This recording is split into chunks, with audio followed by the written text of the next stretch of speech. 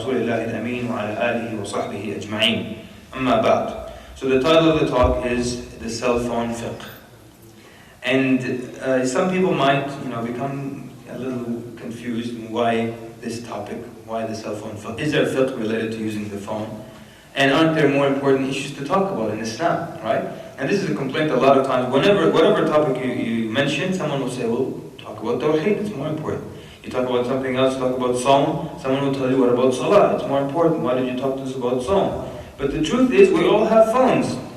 More or less all of us have phones, true? And we all use these phones, and we use them, over 10 times a day, or anywhere from 10 to 30 times a day. And what if we're making mistakes while using these phones? Then we're getting sins, or something is being recorded against us every single day. So it befits that we learn what are the do's and don'ts of using a phone. I wanted to begin by saying technology is a blessing from Allah subhanahu wa ta'ala. And we all know that there are ways to use the technology in obedience to Allah subhanahu wa ta'ala, or you can use it in disobedience to Allah subhanahu wa ta'ala. Now the thing with blessings, any blessing from Allah Azza wa Jal, you're supposed to use it in obedience to Allah, and you thank Allah and you're thankful to Allah subhanahu wa ta'ala for that blessing. Anyone remember to thank Allah for having a cell phone? We have them for so long that we don't remember that.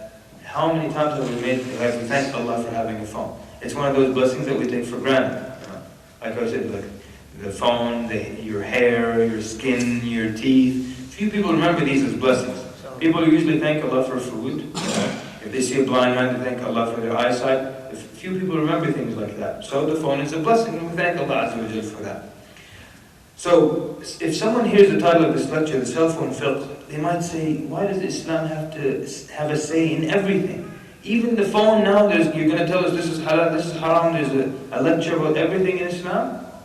And the answer is that if Islam teaches you how to wash yourself after using the restroom, then for sure it's going to have a say in other aspects of life as well. If it went into the fine details of life, then for sure everything will have some kind of ruling in Islam. Plus, using the cell phone, it goes into one of the most important aspects of Islam. A very, very important aspect, which is the aspect of mu'amalat, or dealings, or interactions with your fellow human beings. And this is a very important part of Islam, true or false? That's why Allah Azza wa Jal and the Prophet ﷺ, they went into great detail concerning the rules of visitation. How you behave when you enter someone's home, you gaze, where do you look, and how do you act, and what time do you come, how many times do you knock. All these details are covered in great detail. These things are covered in great detail. Why? Because when you make an error in interaction, or you make a mistake, or you err, what will happen is that it's going to lead to problems between people, right? If you make a mistake in how you interact with someone, you offend them, what's going to happen? It could be jealousy, it could be envy, it could be backbiting, it could lead to, all kinds of miscommunications that lead to rumors, that lead to the hearts having friction between you and your brother, or sisters between sisters. It could lead to fighting and verbal and cursing and cussing, and it could lead to things worse than that, true or false. So that means interactions are very important, and the phone is something that we use to interact with one another. Now, and for that reason it's important for us to discuss the fiqh related to the use of the cell phone. And some of us might notice as we go along in the lecture that we do commit a lot of mistakes while using the phone. I want to start off by saying that the cell phone is a small electronic instrument, but this instrument is linked to another small and dangerous instrument. What is this other small but dangerous instrument? The tongue. The tongue, very small and dangerous instrument. And some interesting things about the tongue. The tongue is one muscle that never ever tires. True or false? Never tires. Any of you got, your jaw muscles hurt, maybe chewing gum too much or anything like that. They hurt, right? Cheek muscles, they hurt, maybe laughing too much. Your throat might hurt too much, you can swallow too much sometimes. You're eating heavily, big chunks you're swallowing. Hurts. Anyone ever complained from their tongue being tired?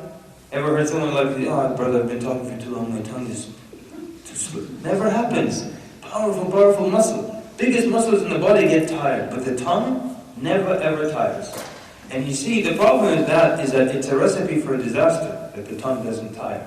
It's a recipe for disaster because few people control the tongue.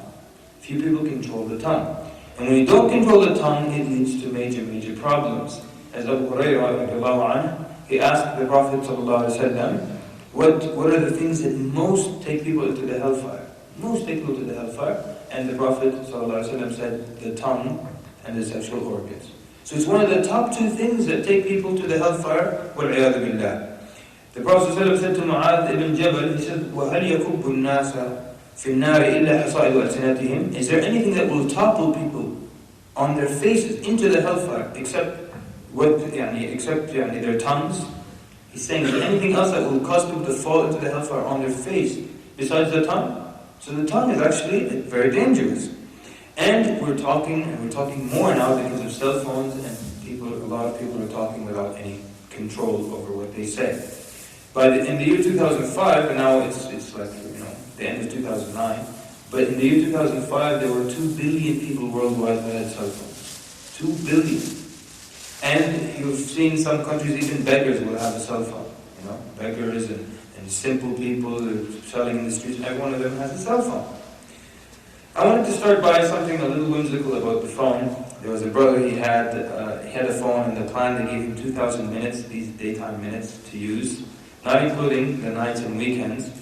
And he said, I would use up all the 2,000 minutes. So then they gave him another offer of 3,000 minutes a month. Now 3,000 minutes, that's 2 days and 2 hours of talking. This is just the daytime, not counting nights and weekends. And nights and weekends, people, they, mashallah, they call everybody they know.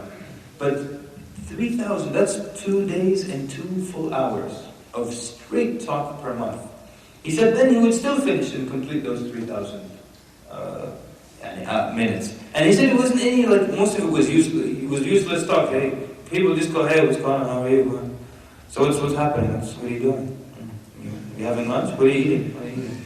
And it's just useless stuff, And he's getting, and then he's paying extra for it and all that. He said one thing he tried to do is that every time a conversation ended, it would be like a minute and a half or 2 minutes, he would make dhikr for as long as that conversation. So he'd make dhikr for 2 minutes, and then he'd make dhikr for 3. So then at the end of the month, if he spoke for 4,000 minutes, he'd make dhikr for 4,000 minutes. But he said after a while he couldn't keep up with all this talking. So he couldn't make enough dhikr to balance all of that. So a lot of it is useless talk, and we use the device, the cell phone, very much, and few people watch what they say. So that means you could either be gathering a lot of sins, or you can of course use it to gather rewards. But if you're getting sins, why should you pay to get sins? And you can get those for free. Now you're paying and you're getting sins, it's a problem.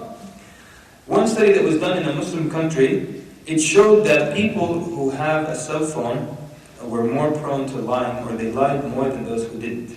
Now I'm not saying that if you see someone with a phone, oh, that brother's a liar, he's got a phone. That's not what it means. I'll explain.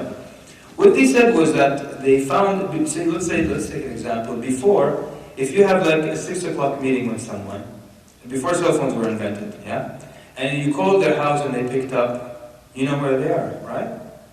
They're at home. You know exactly where they are. But after cell phones were invented, so you'd call someone, okay, it's almost 6 o'clock, where are you? He'll tell you, I'm on the 401. And where is he? He's in his living room. Or he's just getting in his car, he's like, I'm just getting on the highway. And what it means is like, the highway is just there, so I'm almost about to get on the highway, but he's actually almost getting into his car. So it helped people in being able to lie. It doesn't mean everyone's a liar. We said these are just whimsical beginnings for our lecture. And sometimes also the phone is used for people to show off. It's a sign of status and social status somehow. And so someone will walk in and they just want to, for some reason, show you the kind of phone that they have. What's the fancy phone now? It's still that phone, yeah? Okay. I was not sure if something else came out. So it's the iPhone. So the guy will come, Assalamu alaikum, alhamdulillah, put the iPhone on the table just so everybody knows that I've got an iPhone. So, and this is of course, but there's a distinction that if the PDA or the fancy phone and the fancy suit in the car is part of a business image, scholars say that can be acceptable.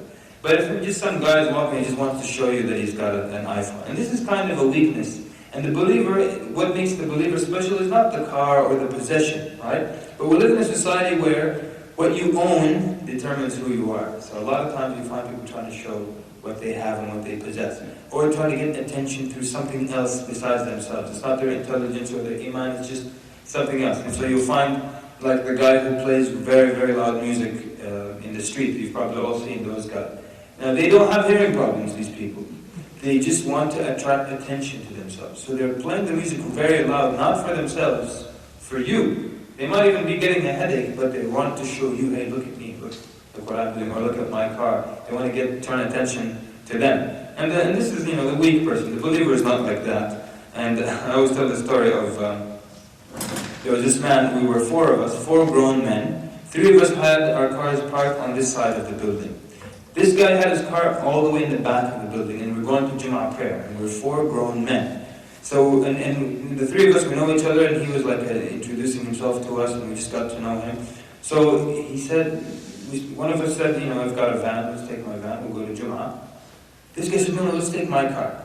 So he takes us all the way to the back of the building, and when we get there, it's a two-seater Mercedes. He just wanted to show us his car. So he brought us all the way back, just so we could see his car. When we got there, he said, he looked at us and said, oh, it won't fit? What do you think? It's a two-seater Mercedes. You told me you never turn around and notice there's no back seat, Annie? Or two of us are going to sit on one guy's lap? What's going to happen exactly? But he just wanted to show us that I have this car. So it's like we won't recognize the place of this individual until we know that, he has a two-seater Mercedes. But so what? But this is the kind of weakness with people. And for those of you who are in the Muslim lands, when the phone first came out, the people who had the first cell phones, Ya Allah, they thought they were so cool, these people. And the phones were big and ugly and everything. And there was this guy who was sick, and every time he saw a human being, he picked up his phone and pretended to be talking about business. Yeah, sure, I'll wire you the 30,000 tomorrow. Yeah, very, very weak. Every time he saw someone, he pretended to be on the phone. And everyone knew it, that he's not really on the phone. But they thought they were so special because of a device, something external outside of themselves. But it's not all going to be negative. The cell phone can be used for a lot of good, right? Because it can remind you of prayer times. It could wake you up for Fajr with the alarm. Or some brothers will have like a small network, they all wake each other up for Fajr. That's a good use of the phone, right?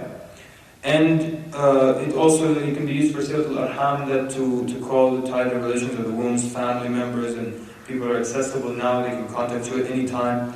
And as well as you can use it to organize your time, organize your life, with whatever software and reminders and these kinds of programs in it. You can put the Quran in, you can put the whole Quran audio and listen to it. Or you can put the Quran in written form. You can read the Arabic letters and get reward for that. So this is all benefit, all good from the phone, and it can be used for da'wah. One of the very nice brothers that I know, and we don't overpraise him, but he told me his story. He said, one day I just got a text message from someone that I know well enough, The text said, free up your time, sit down and contemplate on Surah Al-Zumar. That's it. Just contemplate Surah Al-Zumar. He said, I took it seriously, and it wasn't like a chain kind of forwarded text message. It was just for him. The guy wrote it just for him. So-and-so, free up your time and go to the masjid, contemplate on Surah Al-Zumar. He said, I went, prayed Maghrib. He was very practicing, prayed Maghrib at the masjid. He said, I sat down, opened the Mus'haf, and I started to think about every ayah. He said, I reached a certain ayah, and that was it. His life changed. And he started to practice Islam, started to improve akhlaq and worship and everything like that. And he says that this was 2 years ago, and that guy doesn't even know that I changed because of his text. I never got to meet him again.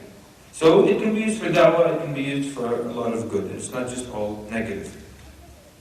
So I want to start off with a little bit about the etiquettes of making calls and the etiquettes of receiving phone calls. First thing I want to talk about, the hours. When can you call people and when can you not call people? And the advice is to not call people at a time when you know that they might be asleep. The Prophet ﷺ didn't like to talk after Isha. And he would go to sleep after Isha. And many people sleep immediately after Isha. Actually, they're few and far between, but there are some of us who sleep right after Isha, right? Or at least the children might be put to bed early, or the wife will go to bed early. So if you have a friend and you know their sleep pattern, they tell you, for example, I sleep at 2 a.m., so call me anytime. So you can call them at 1:30 at night, it's not a problem, because they already gave you the go-ahead. Or you know that they, after Fajr, don't sleep. So if they wake up at 5, 7 o'clock is late, it's like 2 hours after, they've been awake for 2 hours, you can call them at 7 a.m. But some people, they love to get that sweet nap after Fajr, right? A good nap after Fajr. And those people, when you call them and wake them up, it's a problem to them. Maybe the wife is sleeping, other people are sleeping. So if you don't have the green light that it's okay, then avoid calling people late at night and calling people very early in the morning, unless it's someone that you know their pattern, they told you it's okay, call me anytime you want. And the thing is that these people who call late, like they'll call and then they'll pretend, like they'll think they're smart, so they'll throw in a disclaimer. One brother will call you like 1 a.m. and he'll say, I hope I'm not bothering you. Well, what do you think? What do you think you're doing? It's 1 a.m. Or they'll say things like, oh, were you sleeping? Well, didn't you notice when I said, Assalamu alaikum? My voice was croaky, and I'm tired and slow, not cheerful and excited as I usually am. Didn't you notice that? And then, this is another thing, is when you ask someone a question that they couldn't possibly answer in the affirmative. You call someone, am I bothering you? What do you expect the person to say? Yes, yeah, you're bothering me. It's very difficult to say that. So why don't you ask that question if you can't answer it honestly? Am I bothering you? How many people do you know that you can tell them, hey, you're bothering me, and still be good friends with them? It's difficult, So always never ask people questions like that. I remember this one guy came to my house and he had this little daughter. She was tearing up the house. And she was building a bridge with like parts of my furniture, and I'm just watching her, and her father was talking to me about politics and conspiracies, and I'm just looking at him, and all the time looking at her. And then after a while he notices, and so what does he tell me? It's okay? How do you answer that? He's smiling and nodding, and he asked me if it's okay. What do I tell him? No. What do you tell him? So I said, yes, it's okay. But I just wanted to go. So, the people think they're smart, they do things like, did I wake you up? You told me yes. Sorry. But anyways, I want to ask you this question, so I don't really care that they woke you up. So be careful what hours you call people, what time you call people. How about the number of times you can call someone? I don't mean the number of rings. So I call someone the first time until it goes into voicemail. Or I call again until it goes into voicemail. How many times can I keep doing this? One time I was in the shower and this guy called me like 34 or 38 times in a row. And actually when I came out of the shower it was like 12 or 14. But then when I saw that number I said, I'm not going to answer it. And it became a challenge between the two of us. He just kept calling and I kept refusing to answer. He called like 34 or 38 times. And one guy told me I called this guy 54 times. And he's proud of it. Like he just kept going, goes into voicemail, oh, read that. Goes into voicemail, read that. It's like it's either me or you, One of us is going to give in tonight, Just keeps calling this guy. But, so let's make some comparisons here. Let's say someone visits you, comes to your house, physically comes to your house.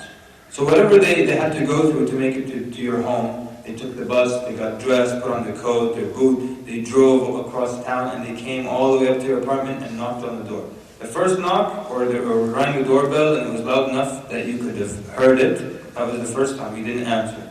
The second time, you didn't answer. The third time you didn't answer, what happens? They're supposed to leave. These are the Islamic manners here. They're supposed to leave. Just like in the narration where the man came to ask Umar for advice, he knocked on the door 3 times. By the third time, he started to leave. When Umar opened, the man was way over there. So, because now, when someone doesn't answer you 3 times, this is now physically coming to their home. All that effort, they have the right to not answer you. They have more rights than you because it's their home. So Islam gave them more rights than you, the guest. So if he doesn't answer, you don't get angry, you leave. Or he might open the door, greet you and smile at you and everything and tell you, I'm sorry, it's just not a good time now. What happens? You don't get angry. I'll never come to him again, and you start telling people, you know what he did to me? I went all the way to his house, and this is what he says to me. No. Because Allah says in the Quran, وَإِن قِيلَ لَكُمْ ارْجِعُوا فَارْجِعُوا هُوَ أَزْكَى لَكُمْ.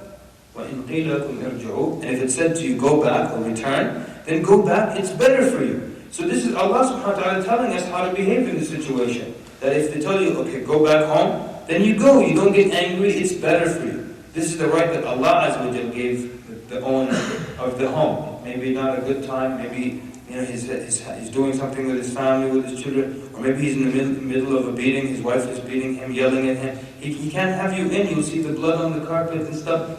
He can't invite you into the house. So, and that was the case, by the way, of Umar. The man knocked on the door 3 times, his wife was yelling at him. And then he walked away. And then he tells Umar, I actually came to complain about my wife yelling at me, but I saw you have a bigger problem in your house. So there are a number of things that we're talking about, the number of calls. Seek excuses for people. And few people do this. Make excuses for people. Maybe someone is sick. Someone might be sick, that's why they didn't answer their phone. Or maybe sometimes, maybe they were in the bathroom taking a shower. You called 4 or 5 times, they were taking a shower. And some people take long showers. It's very possible. Or maybe they forgot their phone in their car. Anyone here forget your phone in your car before? Yeah, plenty of times, right? You forget your phone in the car, and you go, and some people have called you in the meantime. Or sometimes maybe the battery died, and you left your charger at work, and you just have no way of answering that phone. Or you lost the phone. All these things happen to people. So seek excuses. Don't immediately get angry and assume that they didn't answer me, they're ignoring me, even though they have the right to ignore you. Because if he physically came to your house and you have the right to not answer the door, what about all he did was just pick up the phone, find your name, and hit one button? Is there much effort in that? No. So if the guy who came all the way across town doesn't have the right to get angry, what right do you have to get angry because you just move your thumb a little bit, Oh, I moved my thumb 4 places and this guy doesn't answer me. No big deal.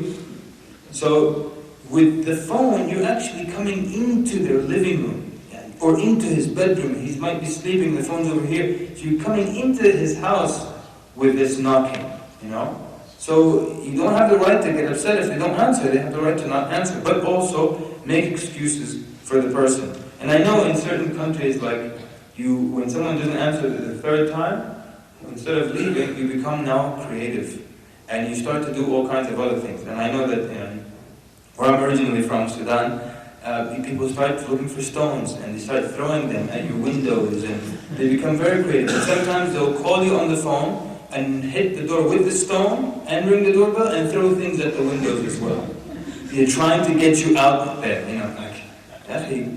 go please. There was one of my friends, he was sleeping in his room, hot day, windows open, he's sleeping, fast asleep, taking a nap, and a rock comes, hits him on his forehead. Pop!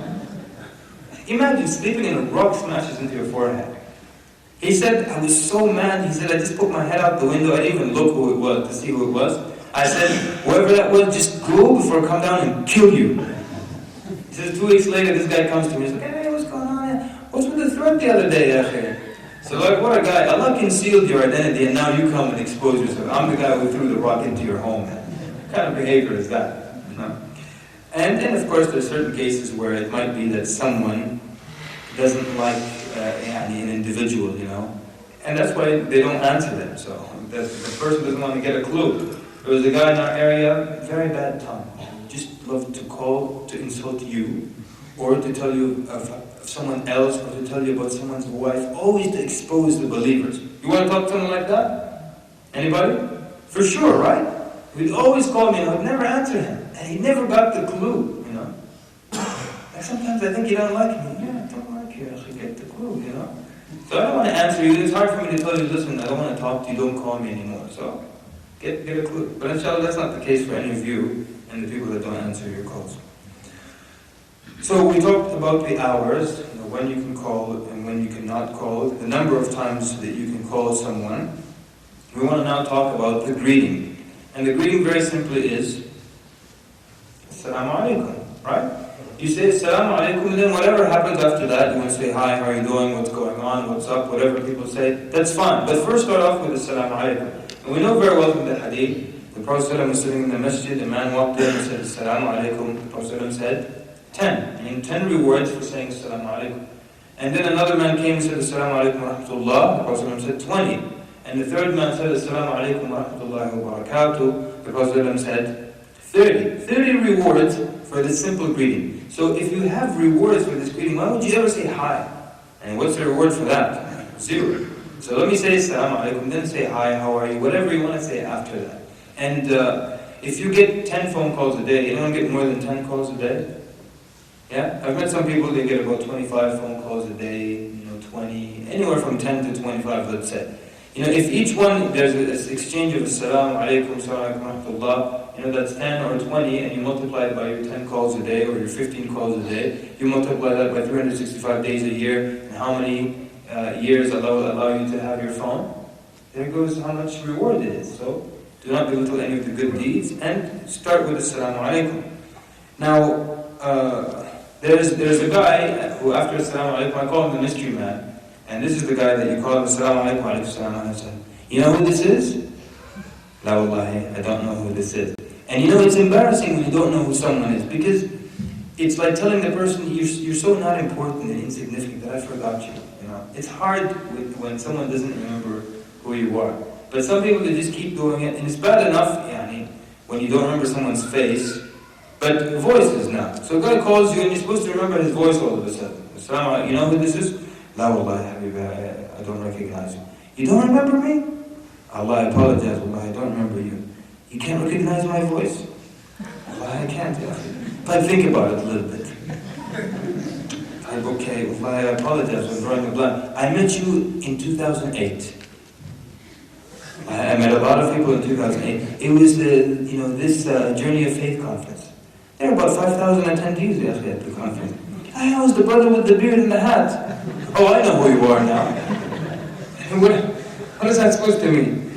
So, none of that mystery thing. You call, you say Assalamu alaikum, this is so and so. Especially if the person doesn't have your phone number or anything like that. Assalamu alaikum, my name is so and so, I got your number from this guy. Don't keep him in suspense like that. And then you say, how are you, how's everything, like that. Some people, they call you, you don't know who they are, you don't recognize their number, and you want to know who this person is. But so they start with Assalamu alaikum, كيف حالك, الله يحفظك, الله يجزيك خير, أهلا وسهلا, كيف الأهل, الحمد لله, كيف الوالد, خير, الحمد لله, عساك بخير, الحمد لله, عساك طيب. طيب يا أخي, يلا, and who are you, man? They just keep going on. Then they tell you, I got your number from Brother Hassan, and he said to call you. Fine. Call, Assalamu alaikum, كيف الحال, my name is so-and-so, I got your number from Brother so-and-so to talk to you about this issue. Oh, yes. كيف الحال, how's everything good, alhamdulillah. And then you start. Or you can also ask someone, is this a good time? Which is a very nice question. And if it's not a good time, they might tell you, well, actually I'm just in the middle of dinner or whatever, just call me in about 10 minutes. Is this a good time for you? It's a nice question, and it's also phrased in a positive sense. And you might be afraid, well, what if I just give them an avenue to say no? And well, if they're busy, you just made it easier for them. It's also better for you, especially those of you who are businessmen and cold clients. It's better to frame it in the positive than in the negative. Is this a bad time? So is this a good time? If they say yes, okay. If they say not, then when's a good time to call you? And then that's it. So it's very simple. Assalamu alaikum. Introduce yourself. You can greet as much as you like, and then ask if this is a good time for the call or not. It's to your advantage if you ask it if it's a good time to call, because if the person is busy or preoccupied, they won't give you the attention that you want them to give you. True or false? They won't pay attention to you. I'm actually in the middle of something. Okay, well, I'm just going to take a minute, but I'm not really going to listen to you. Sure, okay, I'm ignoring it. I'm focusing on something else. So ask that question. Is for your own benefit as well. And we want to see what can we base this on? What's the evidence that we can base it on, that you introduce who you are? From a hadith of Jabir radiallahu anhu, he says, I came to the Prophet ﷺ about a debt of my dad. He says, أتيته في دين كان على أبي فقال من ذا? The Prophet ﷺ said, who is that? So he knocked. He said, who is that? من ذا? قلت أنا. I said, it's me. So the Prophet ﷺ, or Jabir says, the Prophet ﷺ said, قال أنا كأنه كرهها. He said, me, like he hated it, he disliked what I said. And it makes sense, right? I mean, what does it mean? It's me, You know, if someone knocks on the door, who is it? It's me. It doesn't explain anything to me. So the Prophet said, me. Yeah? What does that mean? So Jabir understood the Prophet disliked that. And it doesn't make much sense, you know. Someone tells you it's me, but no, I'm me. I'm over here. Who are you? Yeah. So we talked about then the hours, the number of times or the number of calls, how many times can you keep calling someone, the greeting. And we want to talk a little bit about things related to pranks and pranking individuals. Scaring people, and it's not like we're going to make the use of the phone something extremely boring, but beware of scaring the believing men and women. And we know from the hadith that whoever scares a believer, Allah will cause them to be scared on the Day of Judgment. So you don't do that. And those who would like to scare their sisters and their brothers and hide in the closet and jump out, don't do that. Allah will cause you to be scared. So some people, they call, in the States, people will call, they pretend to be immigration. Hey, this is Mr. So-and-so, and then we need you to leave the country within 24 hours. The guy knows panicking, or packing and getting the wife together, and he put him through so much fear. Why do that? I know of other people who've called and pretended to be the police. We're investigating the murder of Mr. Johnson, and we have video of you killing him. And the guy's like, huh? Me, Johnson? Yes, Johnson. And keep scaring the person, So don't scare people, and don't, also from the etiquette here, do not record conversations, especially about sensitive issues. A lot of phones, they can record a conversation, and what will happen is that someone will be speaking to someone, and then he'll start to record what they're saying, and then what will happen, they'll play it in a gathering where there's like a few of friends or something like that. They'll play it publicly and embarrass that person. Or they'll play it where they'll threaten him with the audio. You have to do this, or sell the tickets for the fundraising dinner, or the masjid hears the what you said about the. So it's not. It's first of all, it's rude, and it's betraying the trust, the amanat of the majalis when you're talking to people. It's betraying that trust, because generally any conversation you have between you and your brother and sisters with sisters, it's like a secret. It's not like when we were children, you have to tell someone, swear by Allah, you won't tell anyone, and then he swears, and then you can tell him the secret. Now that people are grown up, whatever you say to someone, whatever they see in your home, that's the secret. You keep it to yourself. They don't have to tell you, don't tell anyone. We learn that also from the hadith of Fatima radiallahu anha, when the Prophet said in front of people, he whispered something in her ear. So then Aisha asked her, what did the Prophet tell you? The Prophet didn't tell her it's a secret, but how did she know it was a secret?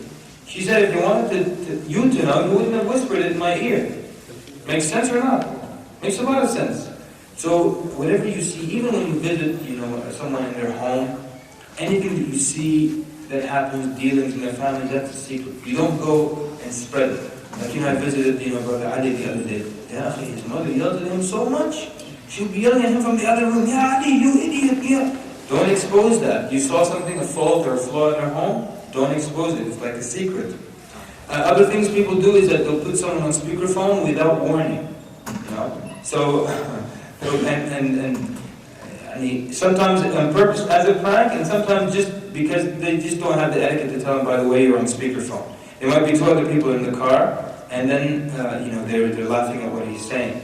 Or he'll do it on purpose. Well, Hassan is next to him, and he'll put you on speakerphone. What do you think of Brother Hassan, actually? And then you start saying, oh, he's a nice brother, but he just needs to stop doing this showing off thing. And then Hassan is listening to everything. And the Prophet ﷺ forbade that you get two animals to fight, let alone get two human beings to fight each other. And sometimes they'll do things like, maybe Brother Ali told you secretly that he wants to be a munshid, and he makes his voice because it's not bad for a nasheed. So then you're like, yeah, Ali has to sing me the nasheed about, Jannah. So then Ali says, and everyone else is giggling.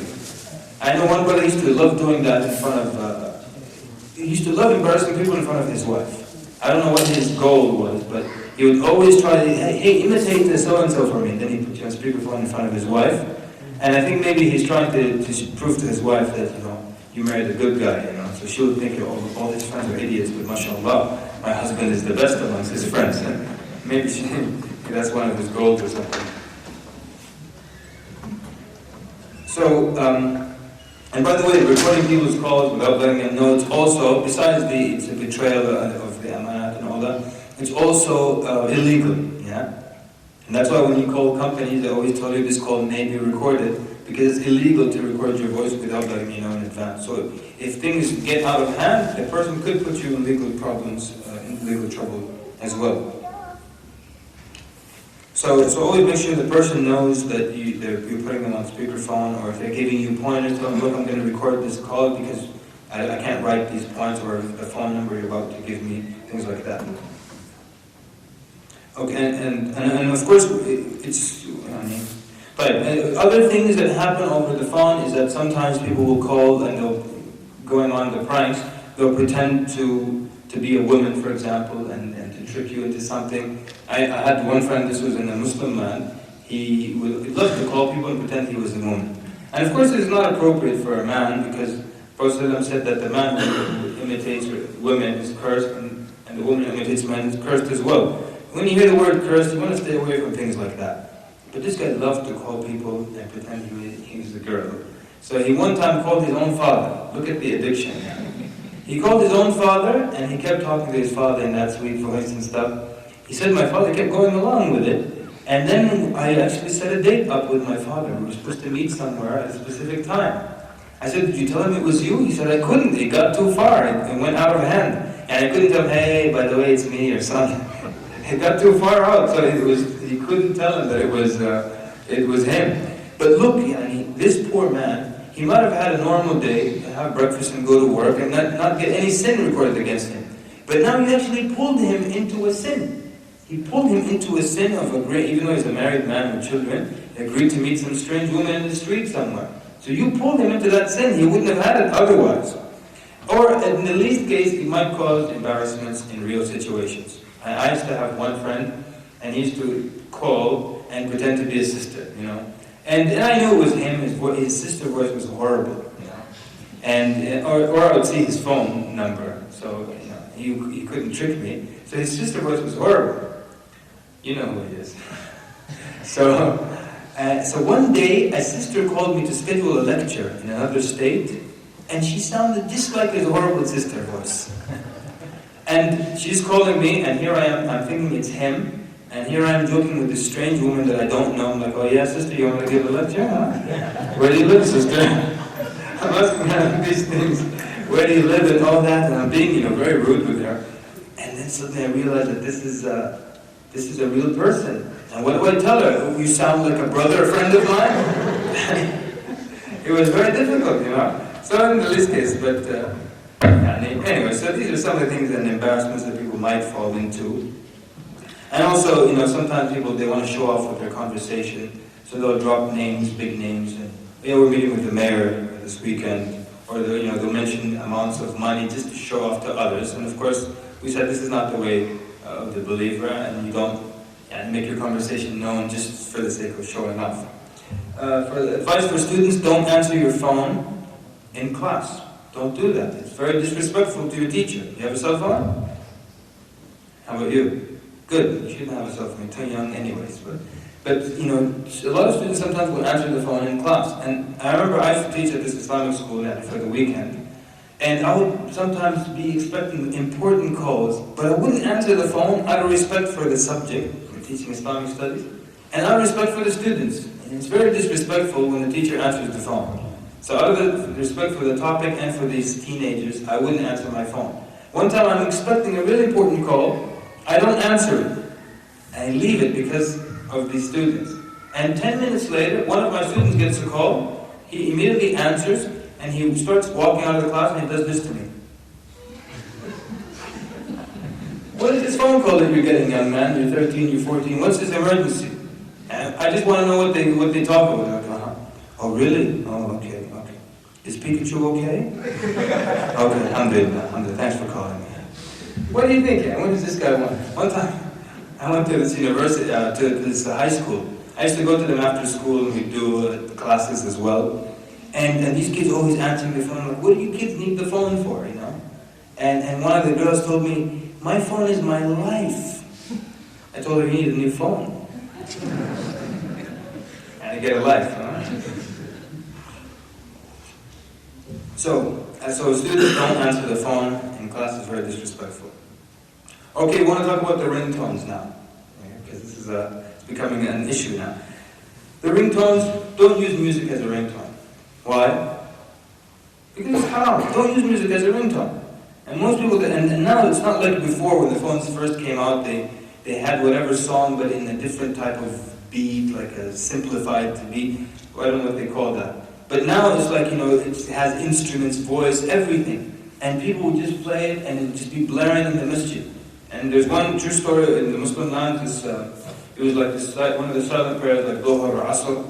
And this man, his phone had music and it was blaring out loud and he doesn't turn it off. And it just keeps playing and playing and playing. And in the end, they said when the salah was over, we found this old man who was crying in real tears. Why? He said, Wallahi, I never listened to music outside of the masjid. Now I'm forced to listen to it, and in salah I'm listening to music. So we're going to talk about why some people don't turn off their cell phone. Because, we're not saying you can't forget, because a lot of people forget. So it's okay, you forgot to turn off your phone, it rang during salah, you turn it off. But some people don't turn it off, and it keeps ringing. And some people, they heard the first guy's phone go off, and then the second guy's phone go off, and they still don't remember to, maybe I should turn off mine. And the third phone goes off, and it's become a source of distraction for people in the salah. The reason some people don't turn off their phone is that they think that you're not supposed to make an unnecessary movement in salah. And that's true, yes? But turning off the phone, is this an unnecessary movement? It's very necessary now. Because it's distracting you and it's distracting many other people besides you. So this is not an unnecessary movement in salah. It's a necessary movement and you can make this movement. We'll give some examples. For example, because the whole point is that you're not supposed to be distracted in salah, right? And this is our favorite hadith. We all know this hadith. Narrated by Aisha radiallahu anha, the Prophet sallallahu alaihi wasallam said that if the iqamah for Isha prayer is given and dinner is ready, then what? Start with dinner. You have dinner. It's our favorite hadith, right? The point is you're not supposed to be distracted by something. Because now when you start praying and dinner is ready, they tell you dinner's on the table, okay, let me pray Isha first. Allahu Akbar. And how focused are you? You're trying to finish that salah so you can move to the dinner. Worst thing is if you can smell the dinner. Oh, we're having chutney. Oh, there's the curry, I smell it. Say goodbye to your focus now, So the idea is that the believer is not supposed to be distracted by something in the salah. It was narrated by Anas ibn Malik radiallahu anhu. He said that we used to pray with the Prophet sallallahu alaihi wasallam. And when it was intensely hot, so one of us couldn't bear to put his face on the ground, to press his face on the ground. It was really, really hot. So he would spread his garment and prostrate on it. So he would spread a piece of cloth and make sujood from his clothing. So every time he goes to sujood, he spreads the garment and makes sujood on it. Comes back, next time he's going into sujood, he spreads it. This is a lot of movement, right? But it's a necessary movement. The gravel got really, really hot. You can't make sujood on it. So you say, okay, leave the movement and burn your forehead. And that's not going to be a focused prayer whatsoever. And if you ever pray like in really hot, Middle East, everyone's from Canada, yeah? Ever pray like in a hot floor, it can get really, really hot. One time we prayed out in Sudan, it was like, in Sudan it gets like 50 degrees Celsius, very, very hot. And these rocks were just baking in the sun all day, there were no clouds, no rain. And it was so fun standing on it. It was like standing on a grill, very, very hot. You can't focus. So you can turn off your phone then. It's not an unnecessary movement. It's actually a very necessary movement at the time. But don't use a ringtone like that, and it's embarrassing as well, And I think for the most part, most phones have just a regular ring in them, and it doesn't have to be something musical. And the hadith of spreading the garment was narrated by Bukhari and narrated by Muslim.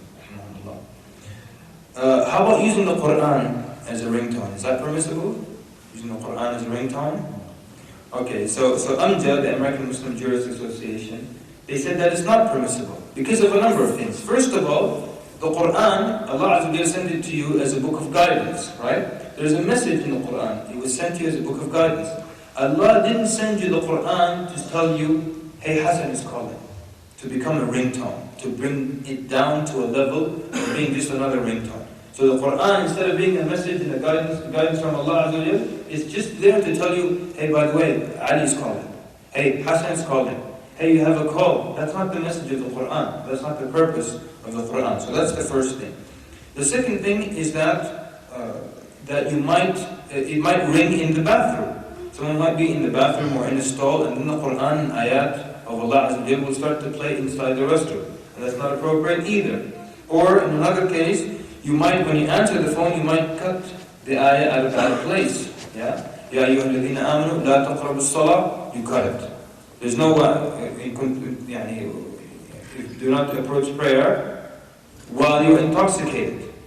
But you might cut it off, do not approach prayer, do not come near prayer. You cut it off. So you might cut it off at a bad place or a bad meaning. So for this reason they say don't put the Quran as a ringtone. That's not why Allah Azza wa Jalla sent the Quran, just to let you know that someone is calling you, or it might ring in the bathroom, or you might just cut it off at a bad place. Do not use derogatory sounds to indicate that a specific person is calling. There's one guy, whenever someone calls him, it's a normal ring. When his wife calls, it's a dog barking. So every time, hold on, it's the wife, one second. It's not my and there's another guy, the police siren, and his whole office knows it. When the police siren, it's his wife. So they hear the police siren, oh, his wife's calling. Everyone starts laughing. Another guy, he has a volcano erupting sound effect. That means the wife is calling. So you hear volcano erupting, so oh, it's the wife calling him. You know, what do you think this poor woman, how do you think she would feel if she found out that her husband has a dog bark to indicate that she's calling? How do you think she would feel? You know? And imagine this guy loses his phone one time at the house. So his wife tells him, oh, I'll call you so you can find your phone. He'll say, no.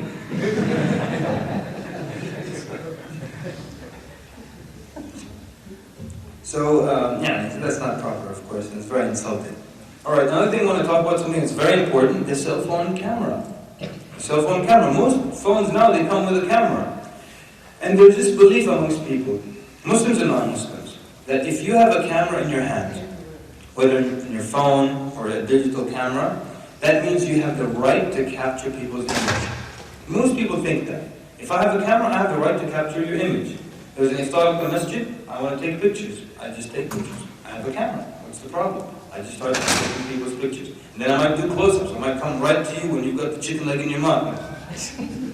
But in Islam, I have more rights to my image than you have to capture it. Because one of the purposes of the Sharia is that it came to protect my image, came to protect my reputation. Islam gives a lot of importance to that, right? That's why you can't slander people, you can't backbite, spread rumors. All of that is part of protecting your image. So if Islam came to protect my image, that means I have a right to this image. You can't just, because you have a camera, think you have the right to take my photo. You might get you might get me in a bad position, or I'm not dressed properly, or dressed in a garment I don't want to be photographed in, or I might be having a bad hair day. So you take my picture without my permission, and then where does it go? It goes on Facebook, it goes all over the place. But you didn't ask my permission for that. Most people think they just have the right to take people's photos, and you don't. You need to ask people's permission. Sometimes we'll go to places and people just think, khalas, especially if you're doing something public, khalas, I can take your picture. I went to this one conference, I'll be speaking to a brother, a sister will come, stick her phone in my face, take a picture and walk away. Another sister will come. What do you think this is, What do I look like here? What are you doing exactly? Sometimes in the middle of the khutbah, you'll find someone get up. What are you doing? It's a Jum'ah khutbah, sit down. Pay attention. What are you doing? So people do all kinds of things, and they take pictures and they don't ask permission, and they take pictures of women at the event without asking permission. So it's important you need to ask people first. And also, general advice for the sisters, and alhamdulillah, here in the West, we don't really have these things as big problems. But sometimes you go to, sometimes sisters might go to an event, and now people might pretend to be on their phone, and they might capture your image. And it might be a sisters only event, you take off your hijab, and then people start to take pictures. It's happened before. So general advice, then, if you don't know everyone at the gathering, or if there are people who are not, and they're Muslims but not religious or anything like that, don't take off your hijab. Chances are they could be taking your photo, and then they'll spread it around to show it to their brother, okay, a mother will take it. And this happens in some Muslim countries, A mother would go into an event with many women and young women. They take off their hijab, she takes pictures, then she goes and shows to her son who wants to get married. How about this one? He's like, no. How about the next one? She's not bad. Next one. This guy, mashallah, gets a catalog now. He gets to pick and choose.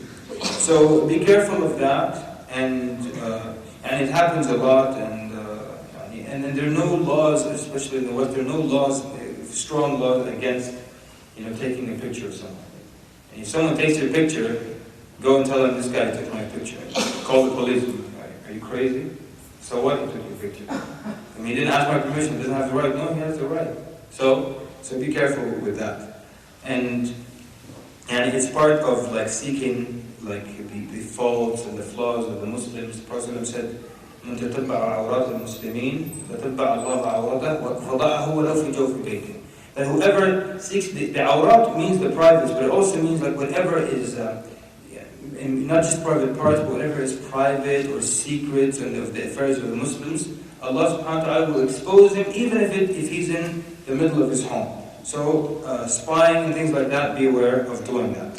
And a lot of times you'll find spouses, they read each other's messages, they spy on each other.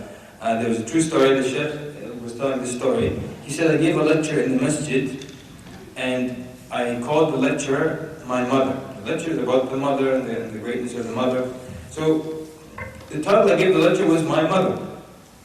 He says, after we prayed Isha, the lecture was over, I went home. One of the Musallin, he sent me a text. He says, Sheikh, why don't you do a lecture next week, and let's call it My Brother.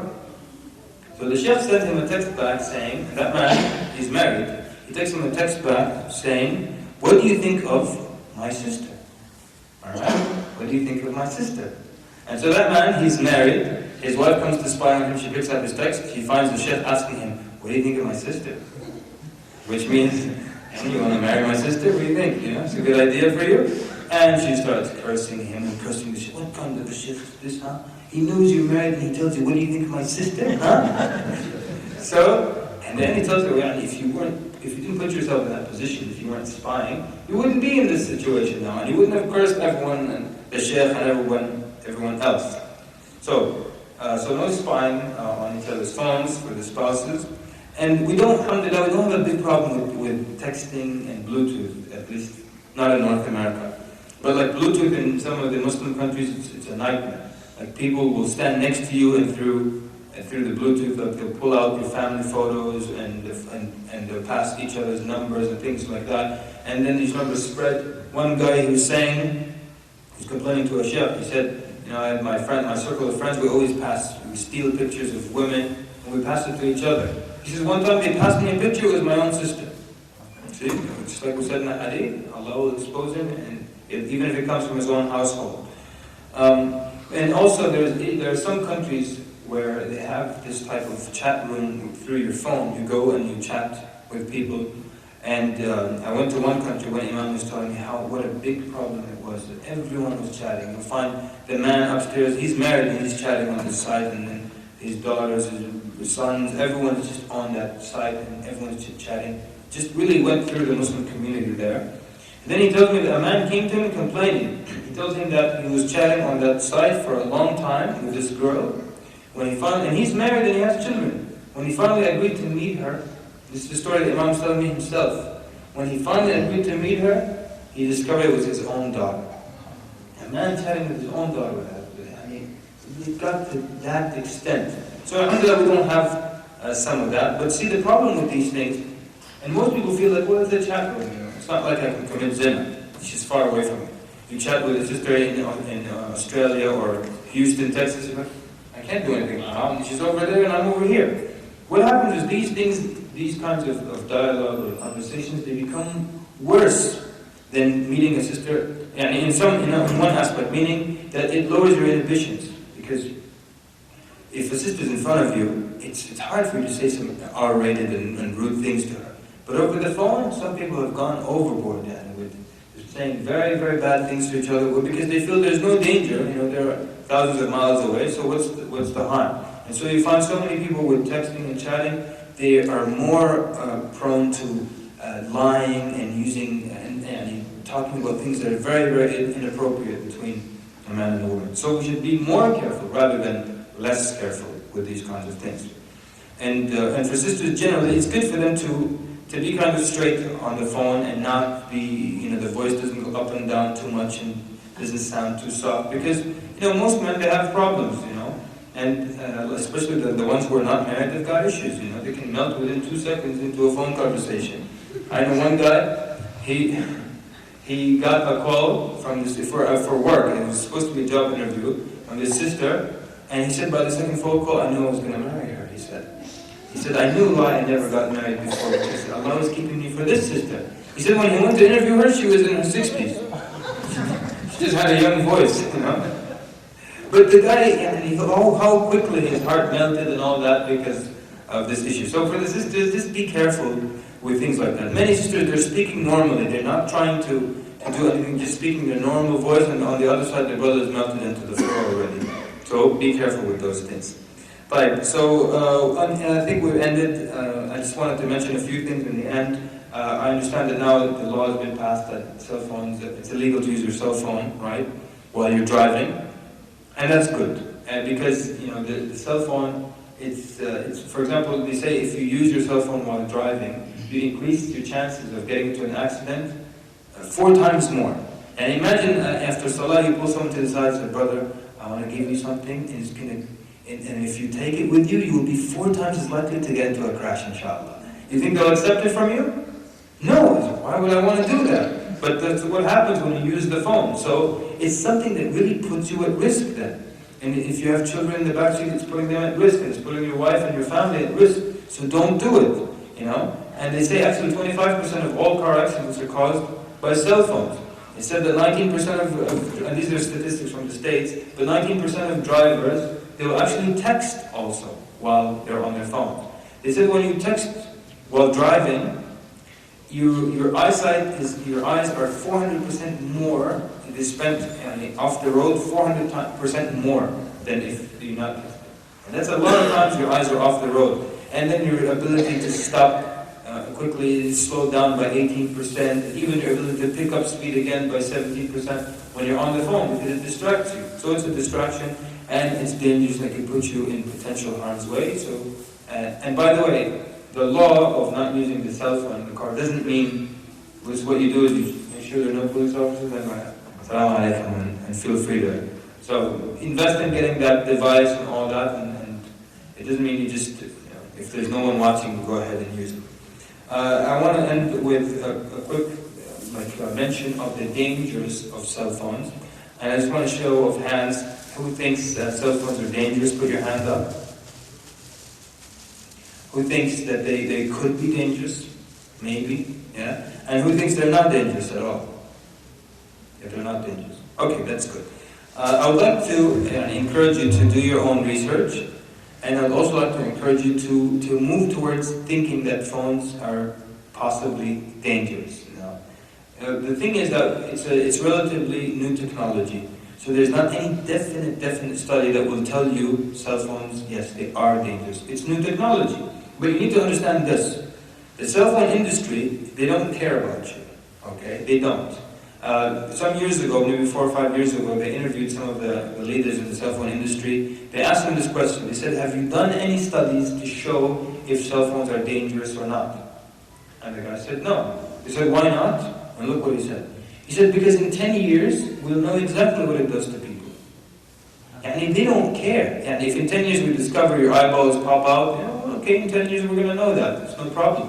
And once we know it, then... So they don't care about you. And if you're ever surprised by how could a large industry not care about you, the best example is the tobacco industry. Yeah? Tobacco industry doesn't care about you at all. They just want your money. They write on their product that it's going to kill you. They don't care. And they know it. They write it themselves. It's going to cause you, arteries and heart problems and lung and all this. They don't care. They just care about the money. Same thing with the cell phone industry, the food industry. Many of them don't really care what happens in the long run. In America, it's all about being, a certain industry can push enough money into politicians, and then they'll just... It's very hard and known to be harmful to people, but the lobbying, and so no one cares about you except you. I always say this to people. You're the only one who cares about you. No one else cares. But just like I said, do your own research, but I would like you to move towards believing that there could be some harm. Cell phones use genetic radiation, like in the Hulk, there is the microwave range. So it uses that, and there are certain studies, universities in Sweden and other places, that have made a link between cell phone usage. One study said that those who use a cell phone for over 10 years were twice as likely to develop a tumor in a nerve between the ear and the brain. And the whole thing about the brain is that it doesn't have blood flowing through it, so it's affected when this energy is transferred into your head. Anyone here get a headache from using the phone? Yeah? Okay, 1 or 2 people. Anyone get an earache or jaw ache from using the phone too much? No? Okay, maybe because they're light phone users. Or maybe I'm the only weakling around here. I get severe headaches from using the phone. So that's because of the energy transfer. They tell you that 400% more of the energy is transferred into children because they have a thin cranium, their skull isn't too thick, and 200% more than an adult in a 16-year-old. So it's a good advice to not let your children play with the phone, buy them the fake phone, or what have you, don't let them come near your phone. I want to end by saying that the World Health Organization, and in one point they'll tell you there's no problem with the cell phone. Then at another time they'll put out something known as a precautionary principle, which basically means that we don't have enough scientific data to say it is dangerous, but there's enough to believe that it could be potentially very dangerous. So make up your mind then. So, and by the way, the cell phone industry, they hired someone to say that cell phones, to do study and say that cell phones are not dangerous. And now that man is actually the #1 person who is advocating against the use of cell phones. And if you go on the internet, you'll find many interviews with people who did studies in this field. And most of them don't even have a phone. They'll tell you, I need it, I'm busy, but I don't have a phone, I don't want a phone. And if you do use a phone, they'll give you some advice, like for example, putting your finger between you and the phone, your head and the phone, that will decrease the energy transfer, using the cordless, or the cordless one, digital form. It's not like a book, the words are not there. It's just stored in digital form, so you don't see the words on the screen. So when you close it, the words aren't there. So yes, you can walk with it into the restroom. How about when you have Allah's name on the greeting, and the greeting is always there on the screen? Can you walk with that into the restroom? No, so don't put Allah's name on the greeting, just put anything else so that you don't take it into the restroom. What about charging the phone in the masjid? Is that permissible? Yeah? Okay, some scholars actually said get permission from the people in the masjid, and because you're drawing from the electricity. And others said it's not a very big deal, that it draws very little. So it's, to be on the safe side, what do? You just get permission, right? I know most of you come to this masjid regularly, or whatever masjid you go to regularly, just find out what the policy is. But you could assume that because they put these plugs around, maybe they're intending that if you're studying in the masjid, you can plug your laptop, you can plug your phone. But if you want to be on the safe side, you can find out. How about, we know that in the hadith narrated by Muslim, that if you touch pebbles during the Jum'ah khutbah, if you play with the pebbles, you have engaged in things on the carpet, like some people are bored, they're just drawing on the carpet. That's idle action. What if your phone rings in the middle of the khutbah? Can you turn it off? Yes, it's not an idle action now. It's important. It's going to keep ringing and distracting you and other people during the khutbah, so yes, you can turn it off, inshallah. And last question, what about in sujood? The specific hadith, you don't move when you're in prostration, in your sujood. What if it rings while you're in your sujood? Can you turn it off?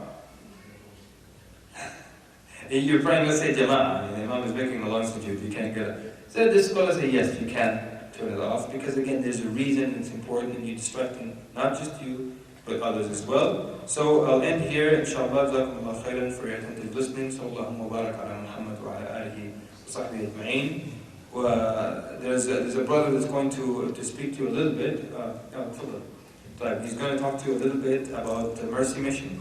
Anyone heard of Mercy Mission? Who's heard of it? Okay. Jazakumullah khairan. Assalamu alaikum.